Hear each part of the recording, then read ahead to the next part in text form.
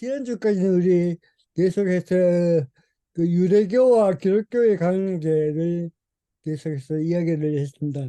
그 그리고 기독교와 유대교가 어떻게 또 분리된가까지에 대해서 지난주까지 이야기했고, 또 특별히 지난주까지 계속 제가 강조했던 것은 성서 해석에 있어서 의 문제, 그 알레고리적 성서 해석과 그리고 모형론적 성서 해석의 그 차이점과 그것들이 어떻게 교회 역사 속에 어떻게 영향을 미쳤는가에 대해서 계속 이야기를 했었습니다. 오늘은 그 이제 그런 모든 것들, 지금 방금 말했던 그 성서 해석의 유형들과 또 유대교와 기독교 또는 그 구약과 또 신약의 어떤 여러 가지 관계성을 한꺼번에 정리할 수 있는 그런 어떤 선언적 명령에서 선언적 맥락 속에서 우리가 히브리서를 한번 살펴보고, 그래서 오늘로서 이제 기독교, 유대교 또 이런 기독교에서 그 처음부터 추구했던 성서 해석 방법론의 모든 이야기를 오늘로서 끝내고, 아마 오늘은 그 이란이 이제 몇 주 동안 그 초대교회에 있었던 이란 이야기를 잠시 하려고 합니다. 그리고 이 이란에 대해서 이야기를 조금 하고 나서 이제 초대교회에 우리 석사도 교부를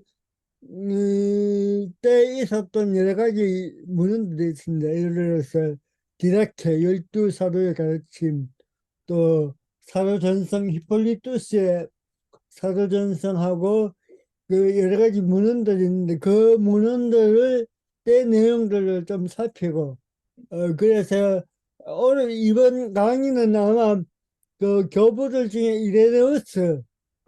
이레네우스의 신학을 이제 한 게 아마 마지막 우리 오늘 이번 학기의 강의가 될 것 같습니다. 3-1-2번 구속 사적 완성을 선언한 히브리서, 여기 이 내용부터 보겠습니다. 불만은 그리스도론과 구속사의 관계는 서로 분리하여 설명할 수 없다고 한다.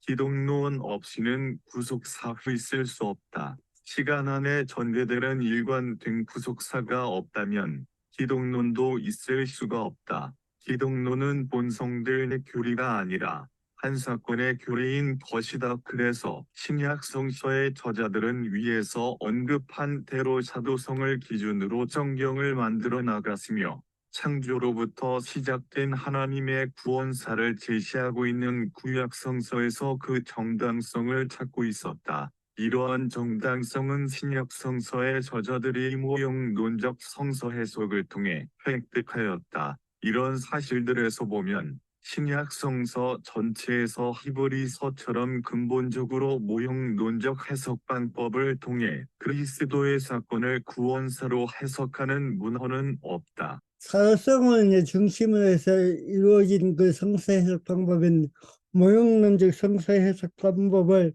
가장 그 구체적으로 표현하고 있는 데가 바로 히브리서라는 것이죠. 그 히브리서가 바로 그, 그 구약 전체를 그 아우르는 그런 내용을 가지고 히브리서가 기록된 그 히브리서 내용들은 바로 그 모형론적 해석 방법을 통해서 대표적으로 그 히브리서를 기록했다는 그 얘기입니다. 그러니까 그 지난번에 이야기했던 것처럼 어떤 구속사적 해석은 그 성사들 전체, 그러니까 창조로부터 그 예수 그리스도 사건 그리고 정말까지 모든 구속사의 사건을 이렇게 해석하는 그 방법이 있다면 바로 그것은 그 알레고리적 해석 방법이 아니고 그 모형론적 해석 방법이라고 그렇게 이야기를 할 수 있을 것 같습니다. 히브리서의 저작 연대는 정확하게 알 수는 없지만 클레멘트의 서신에서 이 서신에 대해 언급하고 있는 것을 보아서 아주 이른 시기에 저작된 것으로 볼 수 있다. 그리고 히브리서에서 하나의 주제가 되고 있는 대제사장으로서 그리스도를 언급하고 있는 것을 볼 때 유대교에서 제사장의 역할이 가능했던 시기, 즉 70년 이전으로 볼 수 있다.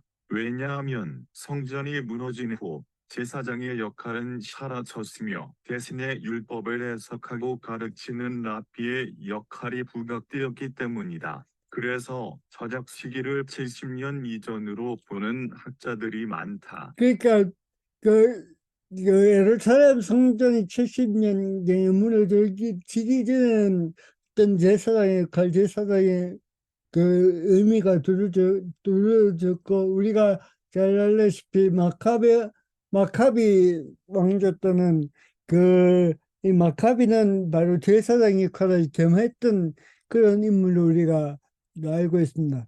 그러니까 이 제사장의 그 역할 또 제사장의 의미가 가장 그 강조되었을 때가 바로 그 예루살렘 성전이 복원되고 예루살렘 성전이 그 존재했을 때만 이제 이 제사장의 역할이 에, 중요했던 것이죠. 근데 70년 이후 이제 그 음, 예루살렘 성전이 붕괴되고 난 이후에 지난주에 이야기했던 것처럼 이제 그 바리새인들을 중심으로 이제 랍비가 이제 대제사장의 역할을 대신하고 또 랍비의 유리교가 되었다고 지난주에 얘기했습니다. 그러니까 이 히브리서는 바로 그런 그 성전 예루살렘 성전이 함락되기 이전에 70년 이전에 기록된 되었다고 본다면은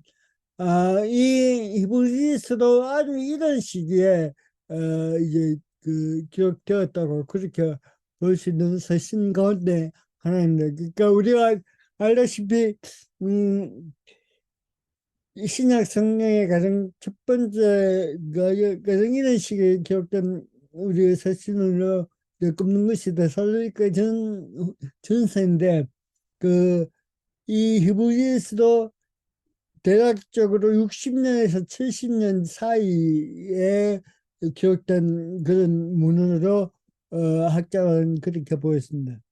히브리서의 독자들은 로마에 거주하고 있는 디아스포라들일 가능성이 크다. 이들은 예루살렘 성전 예배에 정기적으로 참여할 수 없었던 이들이었거나 저작 시기를 넓게 한정한다면 70년에 있었던 예루살렘의 성전 파괴에 대해 엄청난 충격을 받은 유대 기독교인들 혹은 하나님을 경외하는 이방인들일 수도 있다. 그러니까 이렇게 볼 때 그 우리가 히브리서를 읽어보면 그 모든 용어들이 구약 어떤 유리교적 그 용어를 사용하고 있습니다. 그래서 이 히브리서를 그 당시에 대상은 독자들은 바로 그 디아스포라를 아니면 그 너머에 거주하고 있는 유대인들 그 유대인들이 바로 이 그 히브리스의 그 독자를 이었다는 것이죠. 그 이야기입니다. 그러니까 히브리서는 결국 그 유대인들에게 예수 그리스도가 누구인지를 그 선포하는 책이 바로 히브리서다 그렇게 볼 수가 있습니다. 그 여기에서 중요한 것은 이제 그 유대인들에게 그, 그 예수 그리스도가 누구인지를 그 선포하는 책이 바로 그 히브리서라 그렇게 볼 수가 있습니다. 히브리서의 가장 큰 특징은 신약의 다른 책들보다 구약의 인용이 거의 13장 전체에 분포되어 있음을 알 수 있다. 이러한 인용들을 통해 히브리서에서는 무엇보다도 그리스도론을 다른 어떤 문헌보다도 상세하게 논증하고 있다. 또한 이곳에 나타난 그리스도론은 초대 교회에서 이해하였고 정통으로 형성되어 가고 있었던 그리스도에 대한 교리에 많은 영향을 끼치게 되었다. 그 앞으로 이야기했지만 이제 이 당시에 최고의 이제 기독교의 뭐랄까요 그 적대적이었던 그 분파가 바로 영지주의라는 그 이란이요. 그 영지주의에서 그 이야기하는 그 핵심적인 기준은 바로 그 이원론적 사상이죠. 영혼과 육체의 분리. 그래서 영혼의 영적인 지식만이 구원의 어떤 가능성을 가질 수 있고, 그런 영적 지식을 통해서만이 우리가 또 신을 알 수 있다는 그런 어떤 사상인, 에, 그런 사이 팽배했던 그 민주주의 사상인데, 어쩌면 이 히브리서는 그런 영적인 것과 육적인 것의 분리에 대해서 철저하게 반대를 하고 니케아에서 그 결정되었던 그 참 하나님과 참 인간의 어떤 그런 그 문제들이 바로 이 히브리서에 그냥 나타난다는 그런 이야기입니다. 그리고 히브리서는 이와 같이 구약의 많은 부분을 수용하고 있지만 헬레니즘의 철학적 구조와 내용을 사용하고 있는 흔적도 분명하게 나타난다. 특히 헬라 철학을 수용하여 구약의 해석을 시도했던 필론의 영향들을 받은 주장하는 이들도 있다. 그러나 이런 흔적과 영향들은 구약에서 언급하고 있는 성막과 제사제도의 불완전함을 강조하기 위해 사용된 것일 수 있다. 또한 헬라 철학의 이원론적 이미지들은 그 고유한 사상 자체로 수용되어진 것이 아니라 유대교적 묵시 사상들과 결합되어 나타나기도 한다. 근데 그 히브리서를 읽어보시면 이런 모형론적 해석 말고도 여러 가지 그 헬라적 요소로 거기 나타나준 그런 것도 어떤 불완전성을 구약의 불완전성을 이야기하기 위해서 이제 그런 어떤 헬라적 요소를 수용해서 이제 그 히브리스에서 언급하고 있다는 것을 이야기하고 있습니다. 히브리서에서 말하고 있는 그리스도론의 주제들은 시편 110편 대한 주석을 바탕으로 전개되고 있다. 특히 1-4절까지 한 문장으로 구성되어 있으며 예수 그리스도의 정체성을 밝히고 있다. 이 구절에서 말하고 있는 그리스도는 다음과 같이 해석될 수도 있다. 그러니까 히브리서에는 그리스도를 어디에서 이제 그 해석을 시도하냐면 구약 성서의 시편 110편을 가지고 이제 구약 성서의 그리스도를 해석하고 있는데 시편 110편을 우리가 한번 잠시 보죠. 시편 110편은 그 1절에서 7절까지밖에 안 됩니다. 거기에서 이제 중요한 것은 바로 1절에서 4절까지의 내용입니다. 그 시편 110편 1절에서 4절까지를 제가 한번 읽어보겠습니다. 여호와께서 내 주에게 말씀하시기를 내가 내 원수들로 내 발판이 되게 할까지는 너는 내 오른쪽에 앉아 있으라 하셨더라. 여호와께서 시온에서부터 주의 권능의 길을 내보내시리니 큰 원수들 중에서 다스리소서. 주의 권능의 날에 주의 백성이 거룩한 옷을 입고 즐거이 헌신하니 새벽 이슬 같은 주의 청년들이 주께 나오는도다. 여호와는 명체하고 변하지 아니하시리라. 이르시기를 너는 멜기세덱 세율을 따라 영원한 제사장이라 했었더라. 여기서 이제 1절과 특히 4절의 이 이야기를 가지고 히브리서는 예수 그리스도를 설명하고 있습니다. 그리고 그 눈에 띄는 것은 그 멜기세덱의 이야기가 그 구약 성서에서 언급되는 부분이 바로 그 우리가 다른 아브라함의 이야기 가운데서 멜기세덱의 이야기가 나오고, 그리고 또 멜기세덱이라는 그 단어가 언급되는 것은 바로 이 시편 110편의 4절 에서만 이 멜기세덱 이야기가 나옵니다. 그러니까 이 구조를 가지고 이제 히브리서 저자는 그 예수 그리스도를 설명하고 있습니다.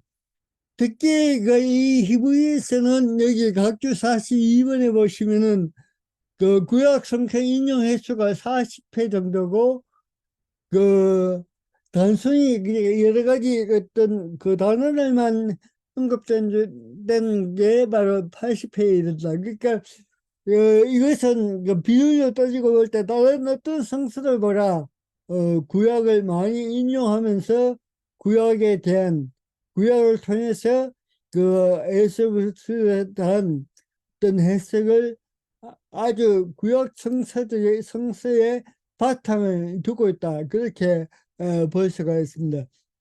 그리고 시편 110편 1절은 히브리서 기자만 언급되는 인용되어 있는 것이 아니고 복음서에도 보면 이 히브리서 아니고 시편 110편 1절에 이 이야기가 또 복음서도 여전히 인용되고 있습니다. 그래서 이 시편 110편은 그 초대 교회에서 그 예수 그리스도 설명하고 또 구약 정사의 어떤 정당성을 찾으려는 어떤 구절 가운데 중요한 구절 가운데 하나가 바로 시편 110편 1절이라 그렇게 볼 수가 있습니다. 예수 그리스도 안에서 하느님이 여러 번에 걸쳐 여러 가지 방식으로 예언자들을 통하여 하신 말씀이 종결되었다. 이로써 종말이 시작되었다. 하느님은 그리스도를 넘어 더 할 말씀이 없으시고 인간의 구원을 위하여 다른 어떤 행위가 실현되지도 않는다. 아들이며 모든 것의 상속자이신 분 안에서 하느님은 모든 것을 주셨고 모든 것을 그의 손에 맡기셨다. 그러니까 이 말은 뭐냐면 그 히브리스의 독특한 용어 중에 하나가 뭐냐면은 단번에 들어진 제사, 단 한 번에 들어진 제사, 가 바로 히브리스의 나오는 단어인데 그 단어를 통해서 이제 이 누굽니까 여기 그릴 마이어는 그 예수 그리스도 사건을 이제 이렇게 완전히 어떤 종말의 시작으로 또 완전한 사건으로 그렇게 해설하고 있습니다.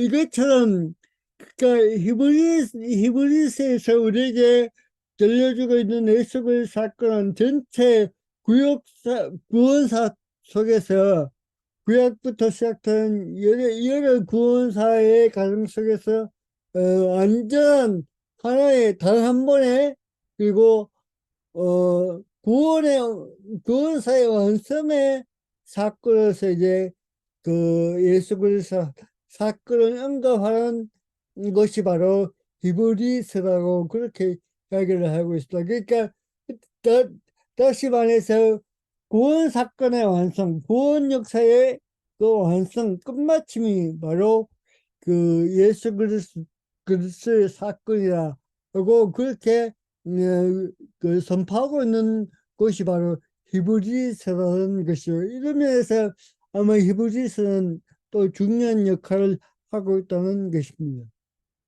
예수 그리스도는 하나님의 계시의 완성이며 또한 구원 역사의 완성이다. 그래서 히브리서 기자는 구약에서 하나님을 섬기는 모든 제도들은 불완전하고 그림자에 불과하였다고 주장한다. 그리고 이 그리스도는 참 하나님 참 인간이셨으며 구약에서 모형으로 보여준 멜기세덱의 제사장 직분을 완성하신 분이시다. 그에게 있어서 구원사의 완성은 바로 예수 그리스도의 십자가 사건에서 일어났는데 이 사건은 반복되는 것이 아니라 한 번에 once for all 모든 것을 위해서 단 한 번에 일어났으며 이것으로 종결되었음을 강조한다. 바로 그 히브리서에서 강조하는 게 바로 이겁니다. 구원의 완성, 구원 역사의 완성은 바로 예수 그리스도 사건에서 한 번에 일어났다. 이 이야기는 이 여기 단번에 대한 그 헤파박스라 그 헬라어는 헤파박스라고 합니다. 이 해석은 그 밑에 각주 45원을 보시면 우리 그 원장 교수님의 그 논문 칼과 같은 신학의 해부에 보시면 그 논문 제목이 뭐냐면은 화학해도는 제약 신학적 배경이라는 그 논문에서 아주 그 자세하게 설명하고 있고 또 이 논문의 근거는 바로 그 칼바르트의 그 하해론의 어떤 설명이죠. 그런 점에서 아마 이 히브리스에서 언급되고 있는 단 한 번의 사건, 단 한 번이라는 이 용어가 그 구원사에 있어서 가장 그 어떻게 보면 완결된 의미로 사용된 용어가 아닌가 그렇게 볼 수가 있습니다. 그래서 컬만은 이 단번에 일어난 정결된 사건에 대한 존중이 그리스도인의 예배의 간구가 되어야 한다고 그렇게 이렇게 주장하고 있습니다. 이거는 컬만의 이야기입니다.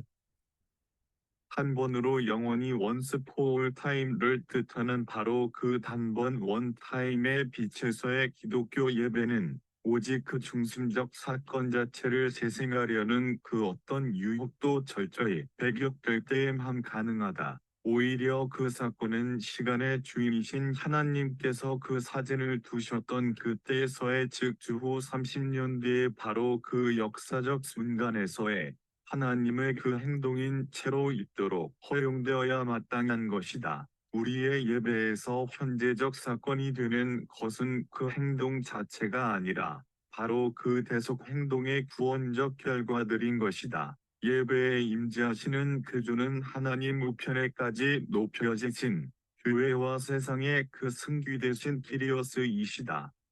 그러니까 계속해서 그, 강조한 게 바로 단 한 번의 사건. 그리고 아까 언급했던 것처럼 다 예수님이 그 십자가에서 하신 말씀 다 이루었다. 그 구원의 완성.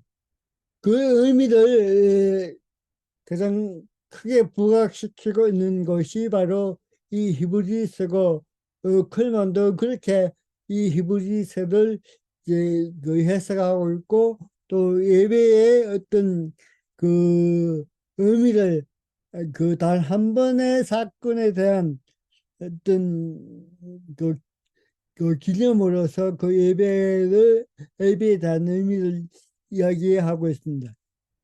초기 그리스도교 적어도 주후 70년 이전에서부터 일어났던 예수 경배는 구원사를 공유하던 유대교의 토양 속에서 자라났다. 그리고 구약에서 예언되고 약속되었던 모든 구원사의 완성이 예수의 단 한 번의 사건으로 일어났다는 선언이 히브리서 전체에서 강조되고 있다.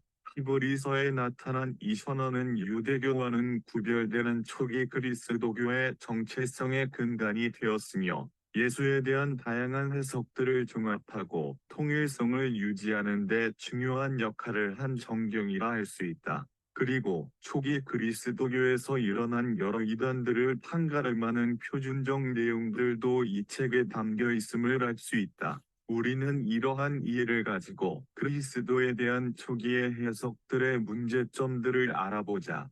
그 어떻게 보면 이 히브리서가 바로 지금까지 했던 모든 그 이야기들의 어떻게 보면 결론이라고 할 수 있습니다. 바로 그 유대교와 또 구약 성서와 그리고 이런 모든 어떤 역사들 내 결론이 바로 이 히브리스에서 완전히 종합되어서 우리에게 결론적으로 예수 그리스도 사건이 어떤 의미를 가지고 있는지를 그 명확하게 우리에게 설명하고 있는 책이 바로 이 그 히브리스다고 그렇게 우리 그런 의미를 두고 또 히브리스를 볼 수 있다는 것이죠. 그런 점에서 이 히브리서는 그 유대교에 대한 그 예수 기독교의 어떻게 보면 공식적인 선언이라 그렇게도 또 볼 수가 있다는 것입니다.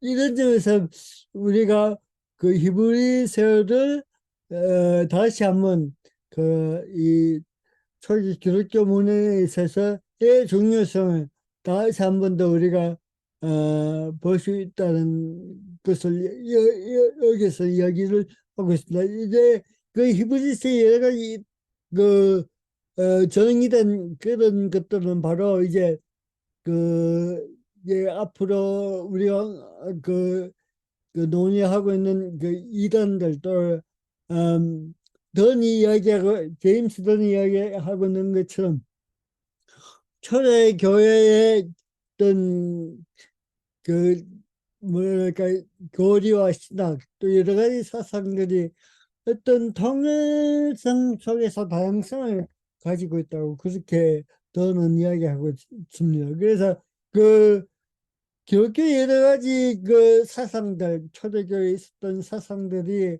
다양성을 가지고 있음에도 불구하고 그것들이 통일적인 어떤 하나의 교리로서 완성시키는데 어떤 그 기준이 되었던 것이 바로 이 히브리서에 나타나는 그 예수 그리스도 사건에 대한 의미 또 선언 이런 것들이 바로 그 통일성을 형성하는데 하나의 그 영향력을 발휘하게 되었다고 그렇게 볼 수 있는 것이죠. 이제 그걸로 이제 그, 그 유대교와 그리스도교의 어떤 초기의 여러 가지 관계들을 마치고 오늘 그 헬레니즘의 영향을 가지고 있었던 그 초기에 나타난 그리스도교의 이단들을 잠시 언급하겠습니다. 예수 그리스도로부터 직접적으로 교육을 받고 그의 삶을 체험했던 사도들의 증언들은 처음에는 구전으로 전승되었다. 이 구전들이 전승되어 문서로 나타나기 시작한 시기는 많은 시간이 경과되고 여러 역사적 단계를 지나서가 아니라 그 사건의 직접적인 목격자들이 생존해 있을 때부터였다. 이런 구전 전승과 문헌들은 직접적으로 신약 성경의 근거가 되었다. 이건 우리가 다 다양한 내용이잖아요. 그러니까 그 사도들이 생존한 시기에 뭐 이미 신약 성서의 여러 가지 문헌들, 뭐 신약 성서만이 아니고 신약 성서에 그 포함되지 않았던 그 초기의 문헌들이 바로 제자들이 그 생존 시기에 그러니까 다시 말해서 그 예수를 체험했던 그 정인들이 생존 시기에 부터 벌써 이런 문헌들이 그 생성되었다는 그런 이야기입니다. 그러나 구전과 문헌들은 여러 지역에 세워지기 시작한 교회의 출발점이 되었으며 다양한 문화와 전통 속에 놓이게 되었다. 특히 그 당시에 보편적인 사고를 지배하고 있었던 헬레니즘의 영향을 도외시하고 그리스도교의 선포가 이방인들을 이해시키기에는 분명한 한계를 가지고 있었다. 이러한 한계를 극복하기 위해 교회는 그리스 철학을 수용할 수밖에 없었다. 특히 복음 선포가 교회의 내부가 아니라 외부로 향할 때 체계적인 논리를 필요로 하게 되었다. 그리고 교회 내부의 이론적 체계 교리를 구성하는 데 있어서 필연적으로 기대에 맞는 언어와 논리를 이용할 수밖에 없었다. 복음 선포를 해서 이게 구약 유대교를 떠나서 이제 그 당시에 지중해 연안 지역 또는 이제 이 복음 선포가 어디까지 이어지느냐면 그 아프리카 지역까지 아프리카 우리가 잘 아는 알렉산드리아 그 지역까지 이제 그 복음이 전파되는 데 있어서 이제 여러 그 지역에 교회가 세워지고 그 지역에 교회가 세워진 어떤 독립들은 바로 이런 사도 전성 사도들의 의해서 또 형성되었던 그런 문헌들을 통해서 이제 기독교가 세워지게 되었는데, 이 문헌들 그 변증하고 해석하는 그 어떤 틀을 이제 가져야 하는데, 그 틀로서 이제 무엇이 이제 교회에 수용되기 시작했는가 하면 바로 그리스 철학이, 그 헬라 철학이 바로 수용될 수밖에 없었던 그런 어떤 한계를 가지고 있었다는 얘기입니다. 그래서 그 헬라 철학이 기독교의 그 교회 안에 수용되는 것은 어떻게 보면 자연적인 어떤 결과였죠. 왜냐하면 이때부터 이제 교회가 무엇인가, 또 예수 그리스도의 그 사건을 변증하고, 특히 우리가 그 문헌도를 통해서 알 수 있던 것처럼 기독교가 박해의 과정 속에 있었음에도 그 교부들에 의해서 여러 가지 변정들이 많이 나타나는 것을 볼 수 있어요. 그런 여러 가지 변정들의 모든 형식들, 툴은 바로 이 그리스 철학에서 바로 빌려왔던 것이요. 그것들 통해서 이제 기독교 교회를 또 설명하고, 또 예수 그리스도 사건을 이제 설명할 수밖에 없는 그런 어떤 한계를 가지고 있습니다. 그래서 그러면서 또 하나의 문제가 되었던 것이, 그 당시에 헬라 철학의 어떤 이원론적인 그런 사상들이 교회로 스며들게 되었고, 또 지역적인 한계를 가지고 있었다는 거죠. 왜냐하면 어, 그 당시에 지역마다 그 전승들이 또 전해지고, 또 사도의 선포가 지어지는데, 그 지역적 한계에 따라 또 여러 가지 해석들의 차이가 또 발생하게 되었다는 것이요. 그런 다양성들이 이그 철학을 수용함으로써 그 다양성들이 한편에서는 이단으로 흐르는 경향도 있었고, 또 그런 다양성 속에서 정통으로 굳어지는 교리가 분명히 그 속에 있었다는 그 이야기를 지금 하고 있습니다.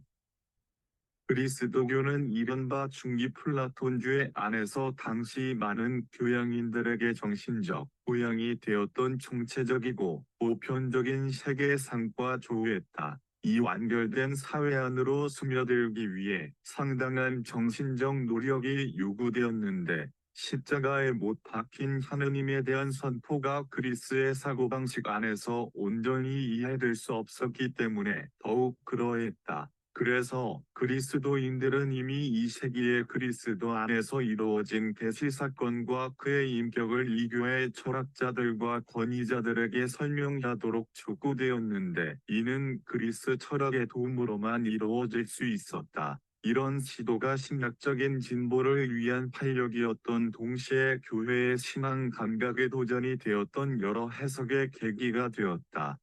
그러니까 어떻게 보면 그 초대교회의 이런 어떤 그리스 헬라 철학의 수용, 또는 그 이전에 우리가 앞에서 이야기했던 것처럼 유대교적 전통에서 또 히브리적 전통을 가지고 일어났던 그 기독교가 헬라 철학을 시험으로써 그 일어날 수밖에 없던 여러 가지 문제들이 바로 어떻게 보면 이단 논쟁 또는 거리 논쟁, 이런 그런 상태로 이제 이 초대교회는 표출되기 시작했다는 것이죠. 이제 어떻게 보면 이 기독교가 이 당시에는 우리가 다루지 않았지만, 그 그리스도교가 완전히 이 지중해 진영에서 폭발적으로 이게 발전하는 시기가 바로 이때입니다. 폭발적으로 발전할 수 있었던 그 저변에는 이런 어떻게 보면 논쟁적인 그런 사건들, 해석들이 에, 교회 안에서 비일비재하게 일어났다는 것입니다. 그렇지만 그런 일어나지 않았다면 아마 결과론적으로 이야기하면 이런 정통이라든지 또 우리가 이야기했던 그런 교리가 형성되지 않을 수 있고 또 그리스도교 자체가 또 이 헬라 철학과 헬라 철학을 수용하지 않고 고집했다면 그 유대교처럼 그 하나의 어떤 그 아주 작은 세력으로 남을 수밖에 없는 그런 어떤 또 어떤 내용들이 분명히 존재했다. 그런 점에서 이런 점에서 이제 과감하게 헬라 철학을 수용하고 그것을 통해서 기독교를 해석하려고 했던 그 기독교의 그 인물들이 바로 우리가 다루려고 했던 바로 이 교부들의 하나의 그 공헌이다. 기독교에 대한 공헌이다. 그렇게 볼 수가 있을 겁니다. 우리가 잘 알다시피 이 헬라 철학이 이제 여기에 스며들면서 또 그런 그 교부들의 공헌도 있지만 그 철학이 또 기독교 속에서 내부에서 이단을 또 생성해내는데 또 일조를 했던 것이 바로 헬라 철학이기도 했다는 것입니다. 헬라 철학이 해석학의 도구로서 그리고 체계화의 도구로서 사용되었으며 형식적으로는 그 한계 속에 있을 수밖에 없었는데 여기서 우리가 질문해야 할 것이 있다면 그리스도교 선포의 핵심적 주제의 변형을 가져왔는가이다. 다시 말해 그리스도에 대한 선포가 헬라 철학의 영향으로 그 내용의 변형을 가져왔는지를 물을 수 있다. 이런 질문이 가능한 이유는 그리스도교 초기의 이단들의 공통점이 헬라 철학의 영향 아래서 생겨났기 때문이고 위에서 언급했던 성서에 대한 알레고리적 해석이 교부들이 수용하였기 때문이다. 변형이라고 해야 할지 아니면 해석의 결과물이라고 해야 할지 어쨌든 그 이제 우리가 교부들을 다루면서 우리가 살펴보겠지만 어, 결국에는 중세로 넘어가는 그 과정 속에서 어떻게 보면 또 아주 그러니까 주로서 그 신학을 제거하고 또 근거했던 것이 바로 그 오리겐의 또 신학이죠. 그 오리겐의 신학은 또 계속해서 이야기했던 것처럼 오리겐은 그 성서 해석 방법을 우리가 알고 있는 것처럼 알레고리적 해석 방법을 가지고 이제 그 자신의 그 성서를 해석하고 또 자신의 신학을 우리가 그 전개해 나갔다는 것을 볼 수가 있어. 그런 점에서 만약에 오리겐의 그 신학과 그 전통이 중세교회로 이어졌다면 우리가 지금 이 시점에서 우리가 묻어야 할 것은 그 헬라 철학이 우리 기독교에 끼쳤던 그 영향이랄까요? 그것들이 어, 핵심적인 내용의 변형인가 아니면 단순히 해석의 결과물인가를 한번 질문해야 할 필요가 있다. 그렇게 생각을 하는 것이죠. 이와 같이 구전전승의 지역적 한계와 다양한 해석들 그리고 선교를 위한 헬라 철학의 수용은 초기 기독교의 여러 분파들과 이단들을 만들어내었으며 한편에서는 여러 해석들과 체계들을 통합하여 하나의 정통을 세우려는 운동들도 분명히 존재하였으며 이 운동들을 주도적으로 이끌었던 이들이 교부들이었다. 특히 속사도 교부들의 공통적인 특징은 복음으로 새롭게 설립된 교회들을 유지하기 위해 교회 내부의 조직과 규율을 만드는 데 있었다. 이런 교회의 체계를 세우기 위해 권위를 부여한 지도자들을 세우고 그들에게 전승에 대한 다양한 해석들을 통합하고 통일된 기준을 제시하는 역할을 감당하였다.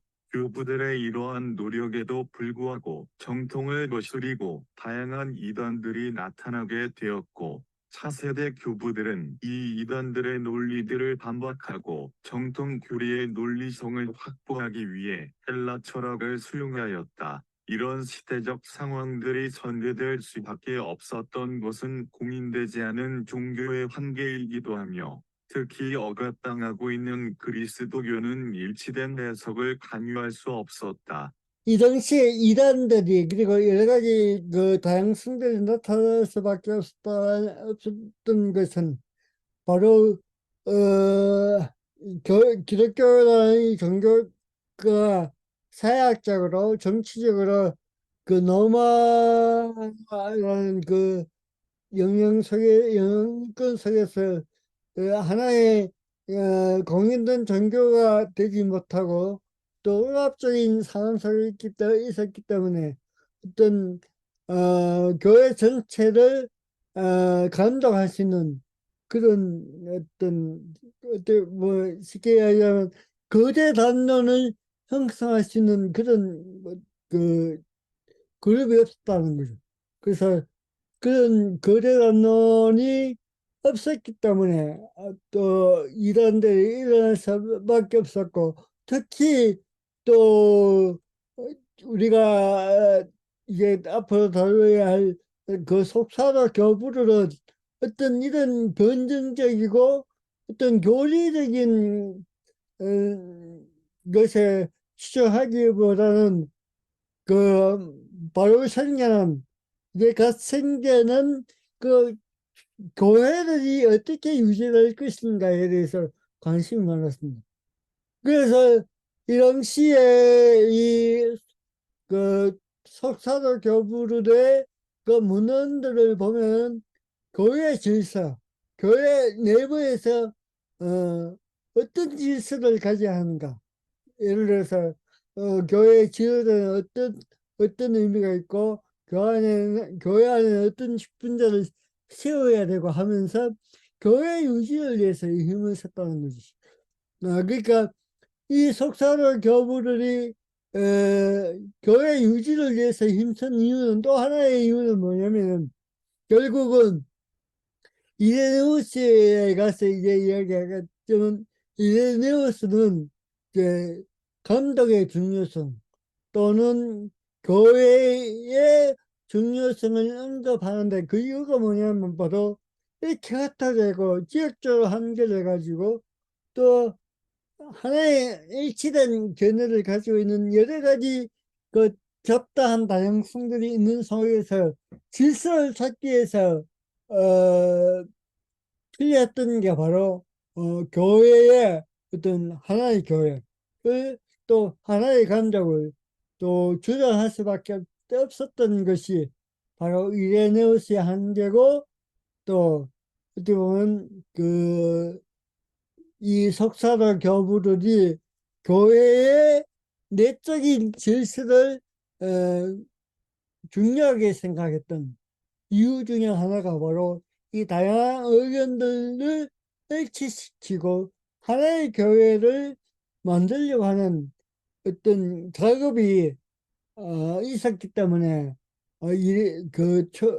석사도 교부들은 어떤 교리보다 또는 어떤 이론들을 반박하기보다 교회 내부의 어떤 질서와 규율을 잡는데 또 크게 노력했던 그런 흔적들이 이제 여러 가지 문헌들 속에서 나타나고 있죠. 어쨌든 그 이런 시에서 이렇게 볼 때 이 초대교회에서 이단들이 형성될 수 없었던 많은 요인들이 분명히 교회 안에 내포하고 있다.